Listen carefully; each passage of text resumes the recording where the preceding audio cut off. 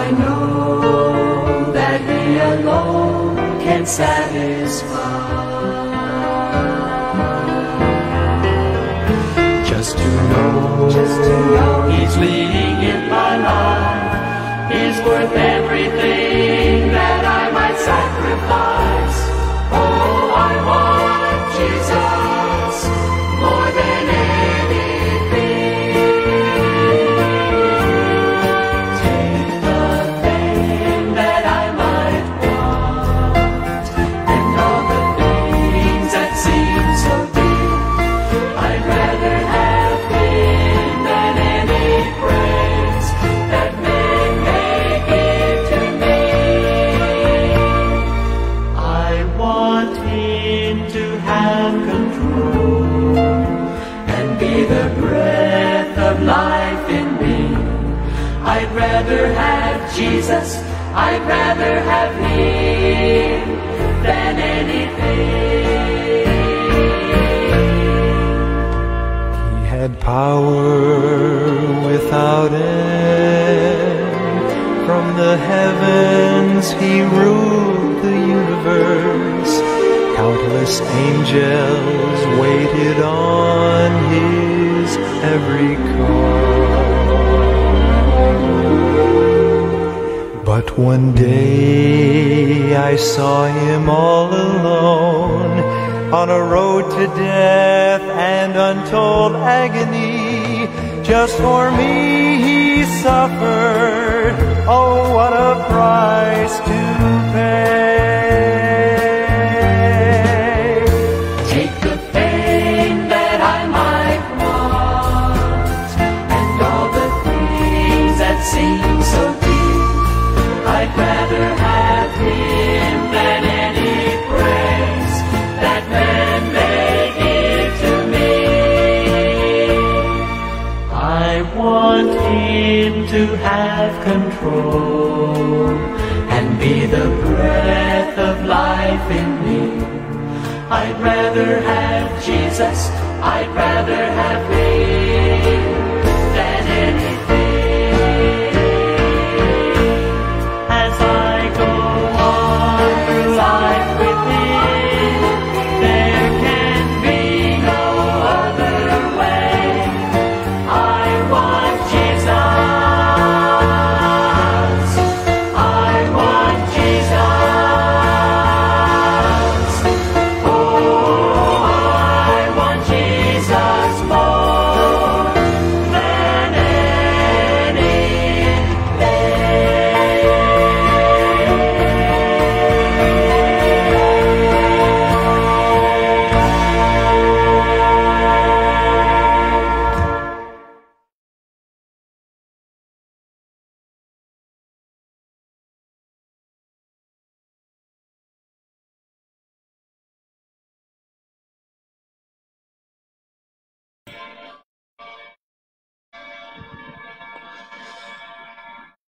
Magandang umaga po sa ating lahat. Kumusta po tayo sa araw na ito ng Sabado?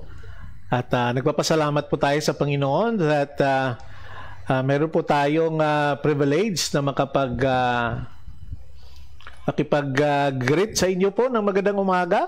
Ito pong inyong lingkod, si Pastor Ray Sarsuelas Chespa, na pastor po ng Northside Baptist Church dito po sa Davao City. Okay, magandang umaga po. Saan ka bang kasalukuyan ngayon? Magandang umaga kung saan ka mang parte ng mundo. Magandang umaga, magandang tanghali, magandang hapon, o magandang gabi po sa inyong lahat. Good morning to Pastor Jason Quelli, dyan po sa House of Prayer Baptist Church po sa Surigao. Okay, Pastor, may buntag sa inyo din ha. O ang Diyos magpakamaayo sa inyo. To Ma'am Jane, good morning din po. And to Pastor kay Ricky San Pedro. Pastor, kumusta kayo dyan po sa Tondo? Sa Moriones. I miss that place. Blessed morning, Pastor Ray. God bless and your family. Thank you so much, Pastor Ricky. And regards to all the people there. At sa mga kapatiran din po dyan sa church. No? Bago atang pangalan ng simbahan nyo, no? Hindi na yung River of God. And also to my Maninoy, Engineer Felix Oxinia. and to Maninay Luz dyan po sa Calaca, Batangas. Magandang umaga po sa inyo. God bless you. And also to Pastor Kermy Pronto. Pastor, magandang umaga po sa inyo dyan.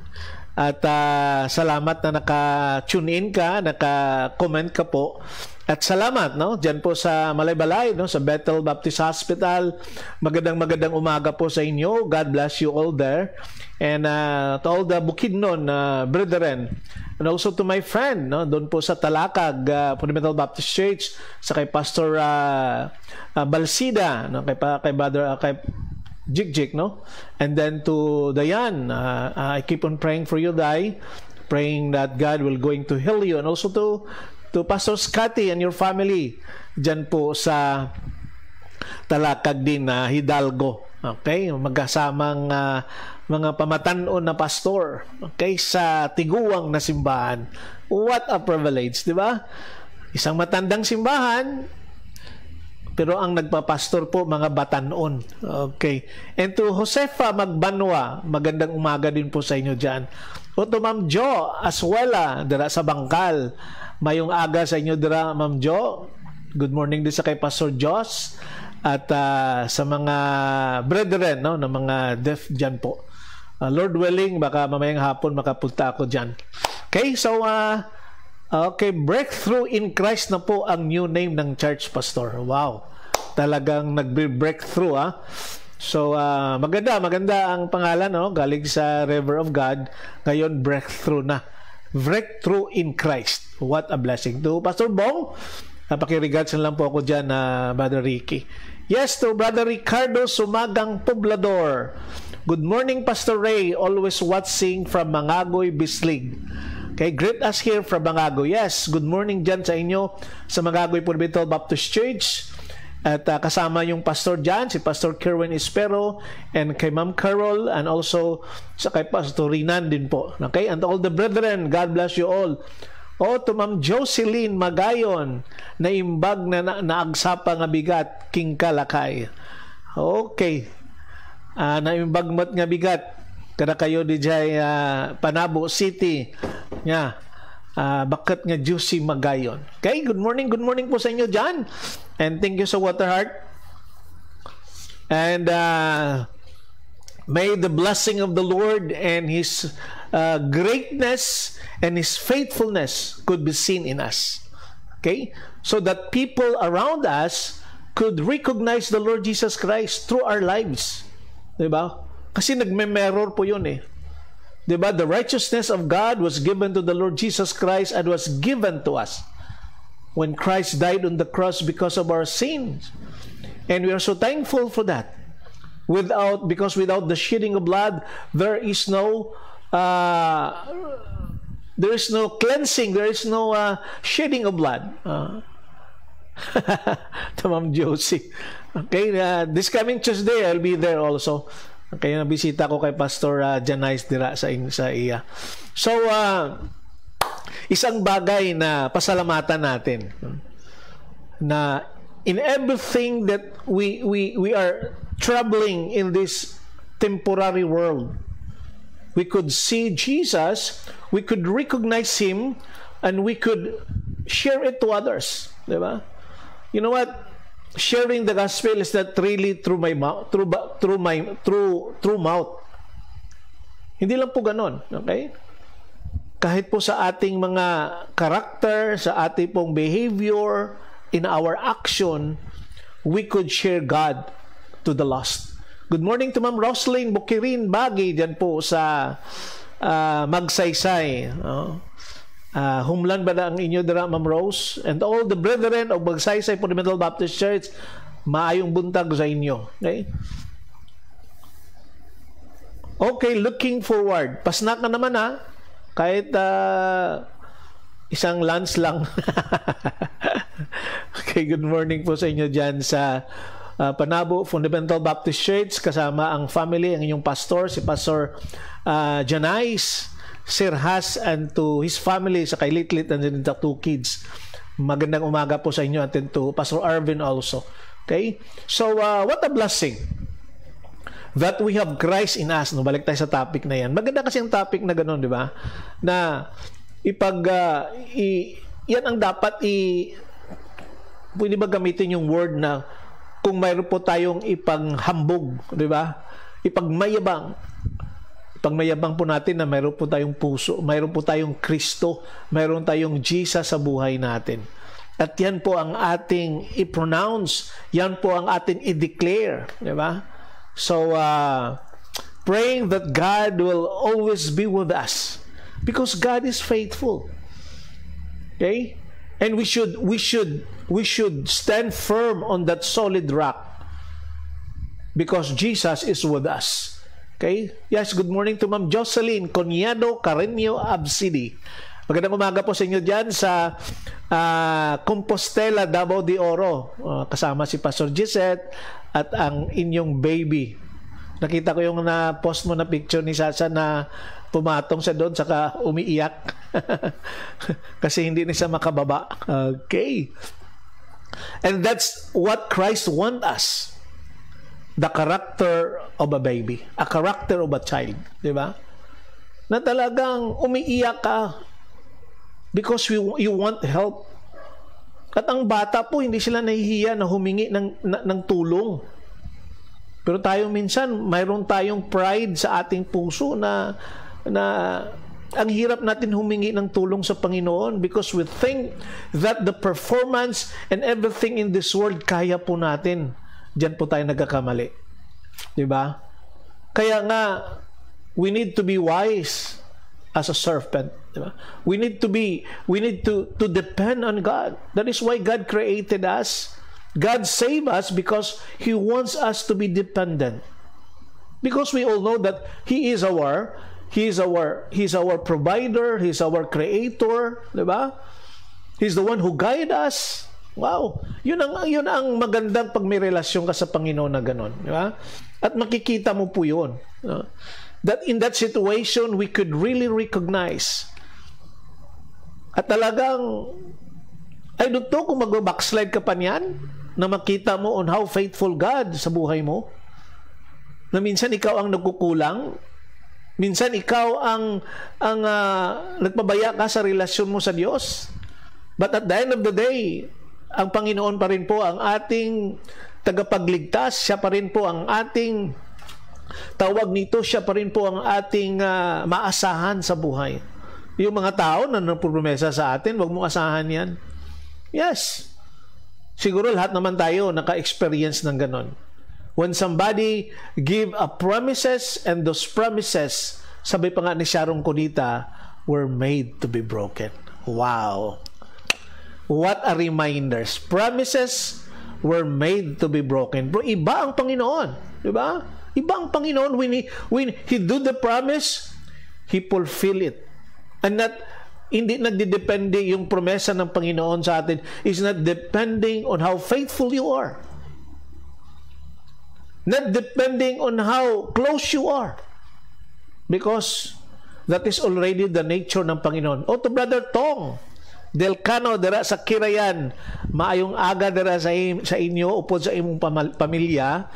God bless you all. No? Tong, salamat kay na nalipay gid ako nga ara ka na dira man sa inyo. No? Kagkaupod mo na ang imo pamilya. Okay? Tugidugay ka man, nag-abot ka early sa September o August. I think the last week of August. Pero nakarating ka sa bahay nyo, September na. But it pays to wait, di ba?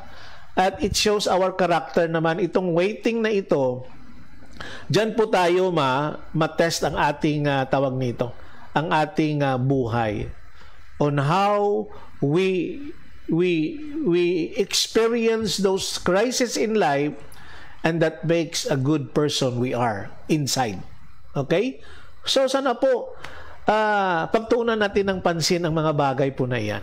Okay? Say, sino pa bang ating pabatiin dyan? Okay. Padala na kayo na kanyang mga greetings dyan. At happy birthday din pala, no? Dyan sa, sino pang may birthday na nakita ko kanina, no? Si Bindiho, yeah. Brother Ricky, no? Si Robert, happy birthday, Brother Robert. ang siya sa mga kumakanta ng anong grupo ng Sid Himig, no? Ang ganda ng mga awit nila yun ng mga Tagalog songs. Okay. And I pray that God will continue to bless you, Brother Ronnie. Brother Robert, should I say. Okay? So, ang ating pong meditation this morning, nasa huling yugto na po tayo. Di ba? Yes, waiting develops patience. Yan ang sabi ng Bible, ha? May mga bagay dyan na makikita ka. Faith, ganon, di ba? Mga perseverance natin habang naghihintay, huwag kang mainip, di ba? Kaya habang naghihintay ka sa Panginoon, gagawa ka ng mga trabaho na para sa Panginoon. At hindi mo lang namalayan, dumating na po yung mga panalangin. Dumating na po yung mga blessings. Yes. Kasi kung naghihintay ka kasi na wala kang ginagawa, mainip ka, maboboard ka. At minsan, nagagawin mo, you take into your hands yung mga bagay na gusto mo o naminimiti mo sa buhay mo. So, Psalms 37 po tayo, verses 35 to 40 na po tayo. Nasa huling yugto na tayo. Nasa huling installment na po tayo sa chapter 37. Wow, what a blessing, no? Itong 37 na chapter ng Psalms. Marami kang matutunan, marami kang insight na makukuha galing sa Panginoong Hesukristo. Ngayon, sa umagang ito, ang ating pong yes, uray na rigat talagang ang uray kanya. Talagang adamot lang ti price na diyay. As we wait, di ba? They that wait upon the Lord shall renew their strength. They shall mount up with wings as eagles. They shall run and not be weary. They shall walk and not faint. Lord, teach me to wait. Hallelujah. So ang ating pong title po ng ating meditation this morning is Your Roots. Diba? Ang imo nga ugat kung sa Ilonggo pa. Diya urat mo. Diya mo kung tama ba yan sa Ilocano, no? Ma'am Josie. Ang ano na. But we'll be so thankful for that, no? For the blessing na binibigay ng Panginoon sa atin. So before we start po, actually we start na already, mag-pray muna po tayo. Panginoong Hesukristo, nagpapasalamat po kami sa umagang ito na binigyan mo kami ng pag-asa because sa relationship namin sa iyo. Salamat, Panginoon, for that hope, that blessed hope that you have given to each of your children. Father, indeed, we are not capable to live of what we want. And Father, we all know that we are depending on your blessing. We are depending on the power that comes from you. But first, we are so thankful, Lord, that we belong to you. You are our Father. You're the one who take good care of us. As the eagle take good care of his a baby eagle, and the mother hen who take good care of his chicks. O Lord, under your wings and in your hands, we are safe. And thank you, Lord, that through the writing of the scriptures, as we read this in the law of yours, we could see you are an awesome God. You are a great God. O Lord, thou art faithful. Lord, in spite of our sinfulness, in spite of what we have done against you that grieve you, thank you, Lord, for the mercy that new every morning. Thank you, Lord, for the grace that we are not deserving, but you have given that to us. O Lord, this morning we pray that your name will be glorified through our lives. And help us, Lord, that we will live a Christ-like attitude, a Christ-like nature. And only through the grace, and only through your grace, and to the help of the Holy Spirit that stays in us, we can fulfill what you want us to live according to your purpose, Lord. So salamat, Lord. Salamat sa Psalms 37. Patapos na po kami. At we have seen the nuggets of truth, insights that we could learn as we stand, as we walk through this troubled world because of a sinful, imperfect person. Lord, help us for today. And as we prepare ourselves for tomorrow's activities, as we worship you, Lord, oh Lord, may your name be glorified. Thank you, Lord, for this, for our listeners. Even though that we could not mention their names one by one. But Lord, bless them. Lord, make their life a blessing to others too. Bless them, Lord, so that they could be a blessing to others. And may their lives will continue to be an ambassadors of yours. That we could reach others, we could reach the lost and bring them into your feet to worship and be a part of your family. Thank you so much, Lord, for the trials. Thank you so much, Lord, for the crisis and even this pandemic that shows how great you are by helping us. Provide our needs, Lord. And I know that you listen to our prayers. Thank you, Lord, for the grace of salvation. And thank you, Lord, for forgiveness of sins. Thank you so much, Lord. In Jesus' name we pray. Amen. Okay? So, to Sister Era Torre, good morning din po dyan sa Olongapo City. And also to Pastor Randy Ritisa and to your family. Maayong buntag dira sa inyo. God bless you all there. Okay? Nag-duty ka, Sister Era. And yes, amen, amen. Sabi nga ni Sister Jocelyn Magayon. Talagang mapaamin ka sa kabutihan ng Diyos. Diba? You cannot just close your mouth. You cannot just stop praising sa Panginoon sa kanyang diba? Pagka-faithful sa atin. No? He answer our prayers. To Sister Gina Albino Bacaltos, na imbang na bigat, kada kayo amin di dyan niya. May the Lord bless your family and also to you, Sister Gina. Kumusta po ang panahon dyan sa Benguet or sa Baguio area? So, I believe na may mga bagay na makita po natin, no? To Pastor Joseph Magsipok dira sa Rojas City, sa Rojas. May aga dira sa iyong pastor upod sa iyong pamilya. Ang Dios magpakamaayogid sa inyo, no?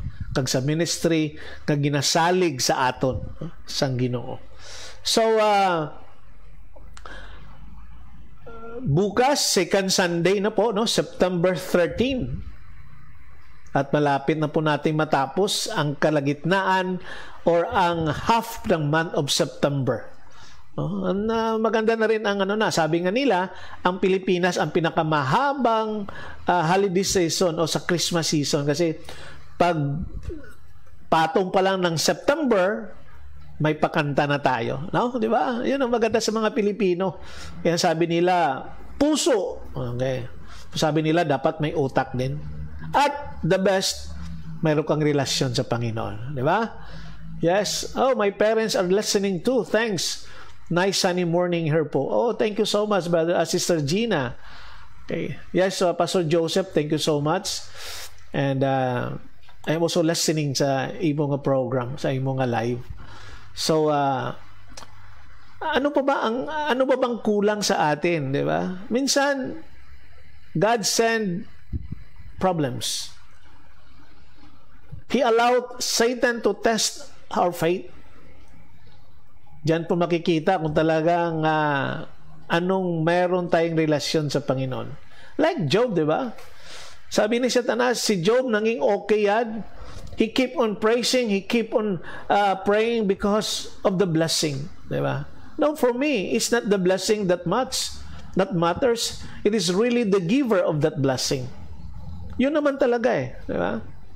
Na pagtuunan natin ng pansin yung giver na yan. And not only that he is the giver, but he is the author of life. Yes, to Pastor Jonathan Lobiano. Good morning, Pastor. Dira sa imo sa Missionary Baptist Church sa Panabo City. Okay? See you sa Tuesday, sa ating Northern Boys for the Boys. Doon po tayo sa mga alkal sa kay Pastor Florence. Okay? Okay na daw po yun. Hindi naman problema yung lion kasi ang taga-alaga ng lion, siya naman po yung masunod. Okay. So instead, nandito po tayo sa north side, dyan po tayo sa mga alkal this coming Tuesday. Okay? See you there. At pero sabi ni Pastor Lawrence, malalaman pa daw yon bukas.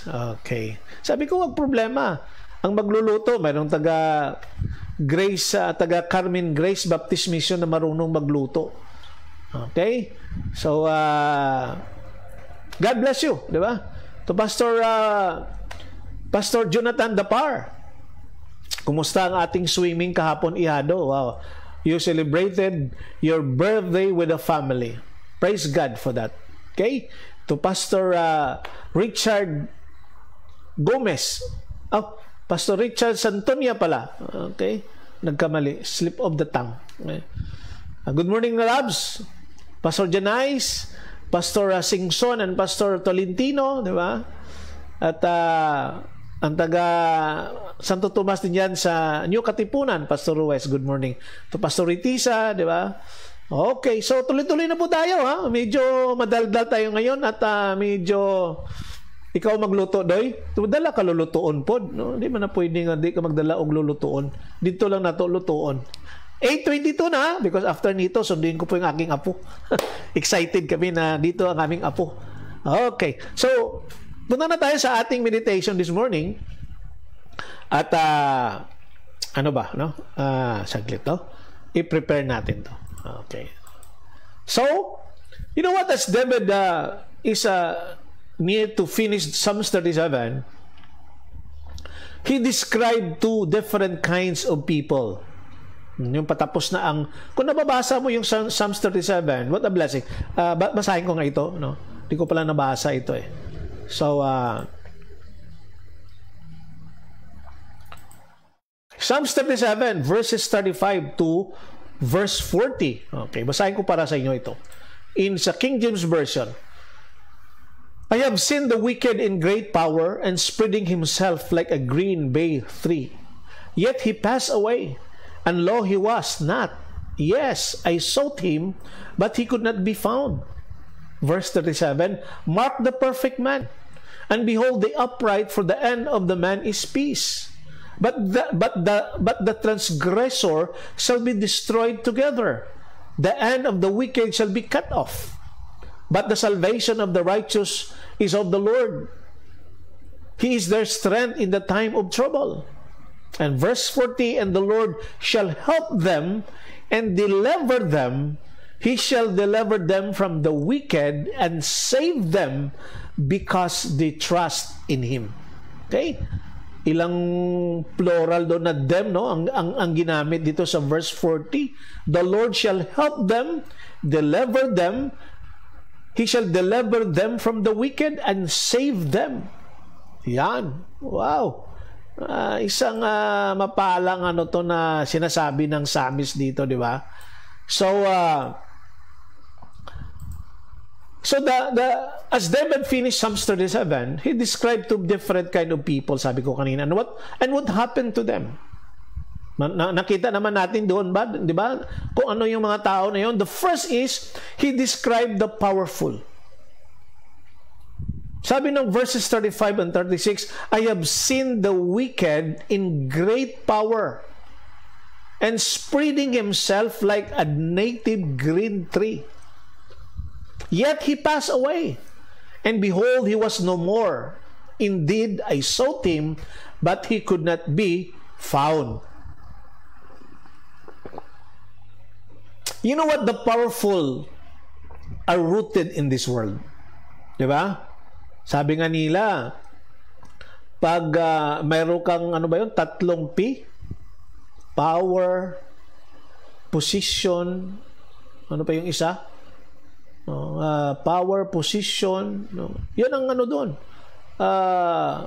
Yun talaga ang powerful daw sa mundong ito.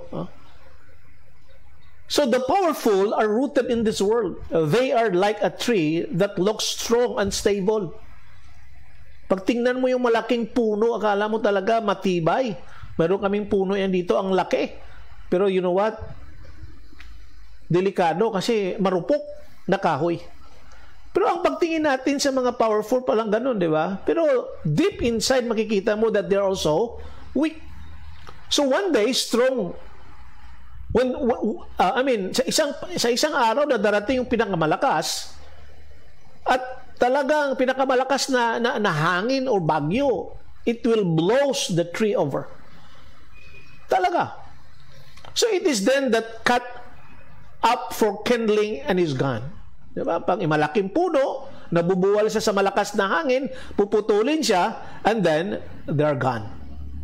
And that is the picture of the powerful in this world.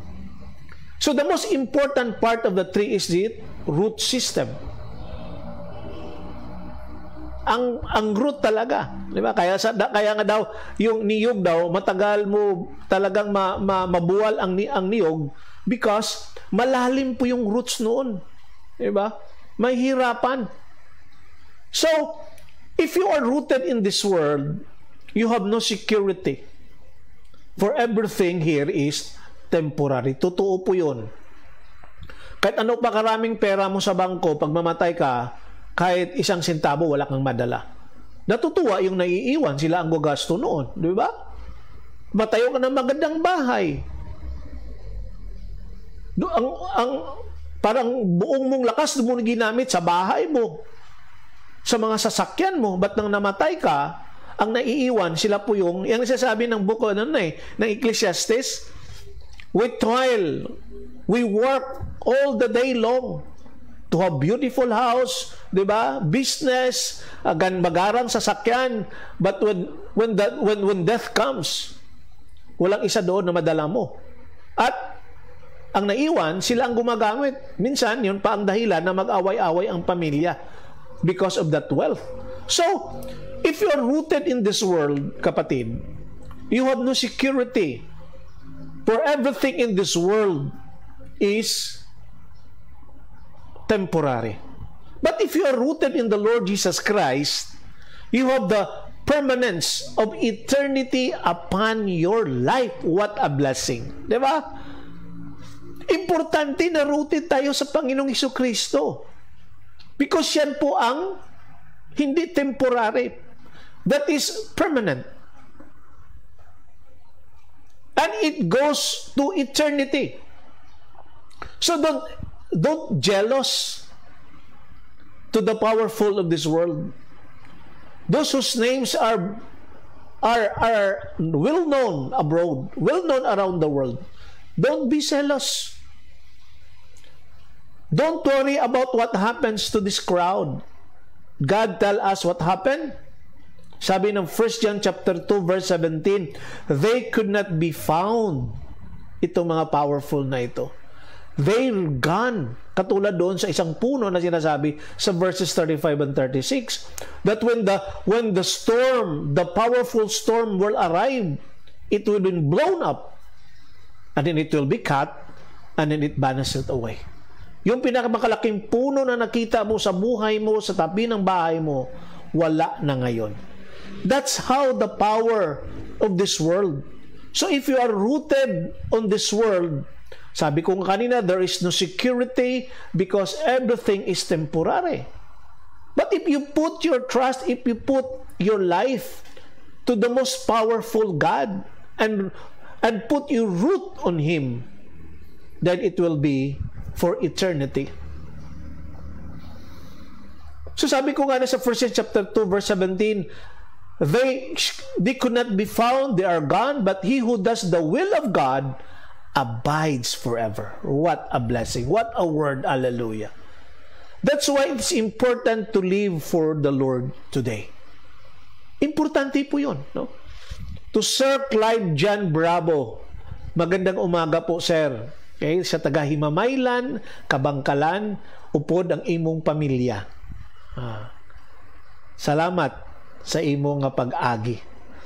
So, the second one, not only the powerful, but the second David described is the perfect man or woman.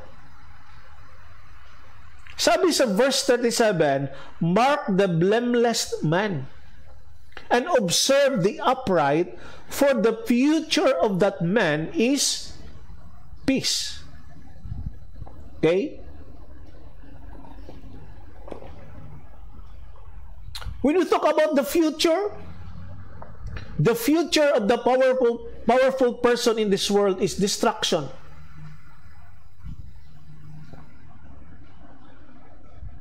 But the future of the perfect person is peace. Di ba yung mga powerful na tao, may pera sila, pero wala naman silang kapayapaan sa buhay. Ang bahay nila, ang taas ng pader, may CCTV pa, may mga gwardya pa, may Doberman pa. Wow, ano kayang klaseng buhay po yun, no? Powerful ka nga, pero maraming nakapaligid sa'yo. But, if you are what? If you are rooted and a perfect person sa Panginoon, ay nagbibigay o mayroong kapayapaan sa puso. You know what? The word perfect, it doesn't mean sinless. Wala kang kasalanan. That is not the meaning of the word perfect here. Because nobody in this world is sinless. Walang tao na magsabi na wala siyang kasalanan. Kasi sinabi na sa Bible po yun. No? For all have sinned. For all have sinned. And no one is righteous. Instead, David meant is the sincere person. That is the meaning of the word perfect dito. Sincere person. The wholehearted person. The person who practice what Matthew chapter 6 verse 33. Ano sabi doon? What? Seek first the kingdom of God and His righteousness, and all these things shall be added unto you. Yan po ang sinasabi ni King David doon. Okay? The perfect person who seek God sa buong buhay niya, ang Diyos ang hinahanap niya. Ang Diyos ang kanyang serbersyuhan. So when we are perfect in Christ, accepted in the beloved one, we have peace, we have strength, and we have God's salvation. Hallelujah. Di ba? At yan po ang makita natin sa mga situation na yan. Okay?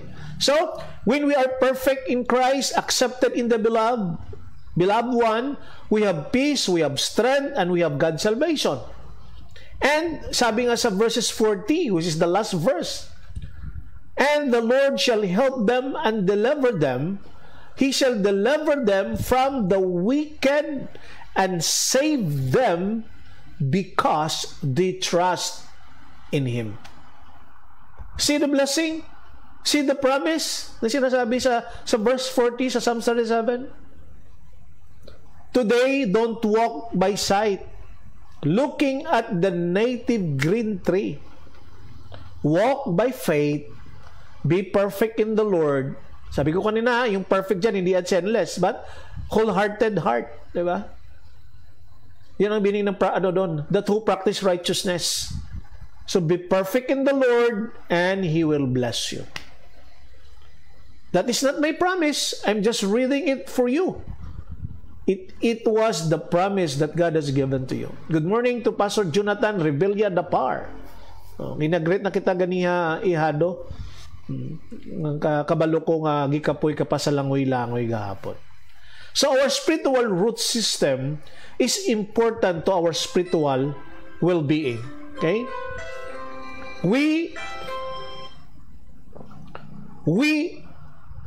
Where we send our roots will determine which resources we will draw from. Are you rooted in the world or in Jesus Christ? Are you living by faith or sight? Trust in the resources you have in Christ and grow in His grace. So this is the reminders. This is God wants us, di ba? That we should live not by sight, but by faith. We should trust in the righteousness or the resources na nasa Panginoong Jesucristo. So everything, at lahat po tayo, we will grow according to His grace. Wow, kapatid, ang saya, ang ganda, no? Nang binigay sa atin na pangtapos sa chapter 37. And praying po na sana ang dasal ko po na ang bawat isa sa atin, ang ating root system ay nakakonect sa ating Panginoong Jesucristo. Don't be envious to the power of this world because that is just temporary. Diba? Good morning to Ma'am Eden Epilepsia Iladio dira sa San Carlos City. Canlaon City should I say. Okay? And good morning to kay Pastor Petman. May aga dara sa inyo with your kids. God bless you. So, do not fix your eyes or your root system to the world. Sabi ko kanina, don't be zealous. Don't be jealous, should I say. Don't be envious to the power of this world. Because the power that God has given to us is bound for eternity. Okay? So, we should be perfect. Our heart should be focused sa Panginoon. Okay? So, kita-kita tayo muli sa Lunes po, alas 8 ng umaga. Ito pong ating morning devotion, Insight from His Word. At palagi nating tandaan, palaging maging tapat sa Diyos. Because maging tapat sa Diyos kasi ang Diyos ay tapat sa atin. Be faithful to the Lord because He is faithful on you. So, magandang umaga muli po, inyong kaibigan, Pastor Ray Chespa ng Northside Baptist Church dito po sa Davao City. Okay? At ito pong ating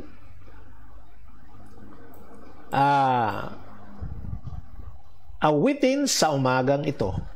Okay.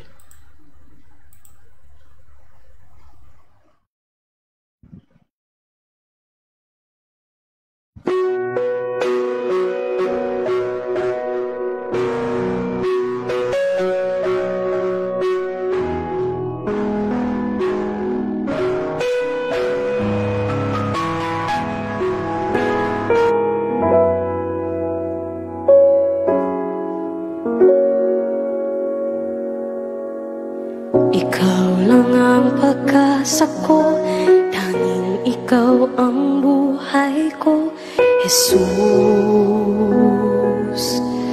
Kahit ako'y nangangamba, basta't ikaw ang kasama, panatag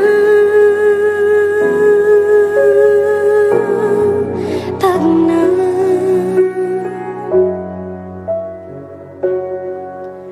Ikaw lang ang sasambahin, paligid man ay magdilim, Jesus. Kahit may suliranin man, lagi kang aawitan, ikaw lamang. Kahit kailan di ka nakulang, biyaya mo sa akin laging laan. Ang pag-ibig mo sa'kin walang hanggan, inibig mo ako noon pa man.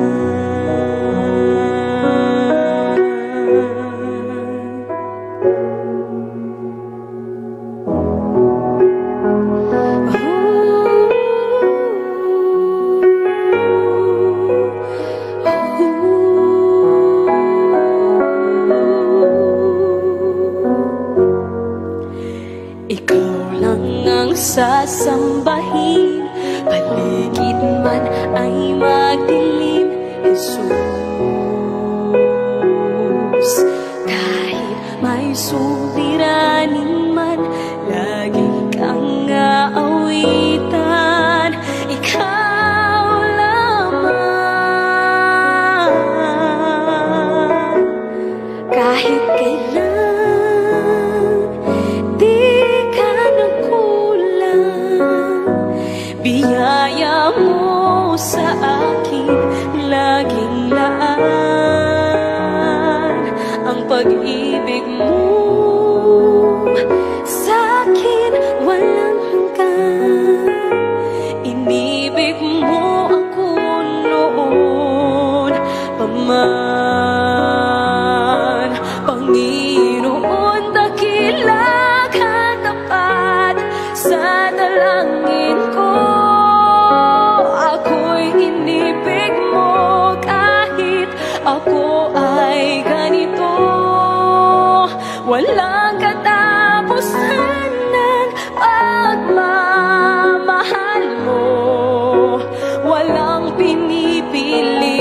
ang puso mo. Kahit kailan di ka nagkulang, biyaya mo sa akin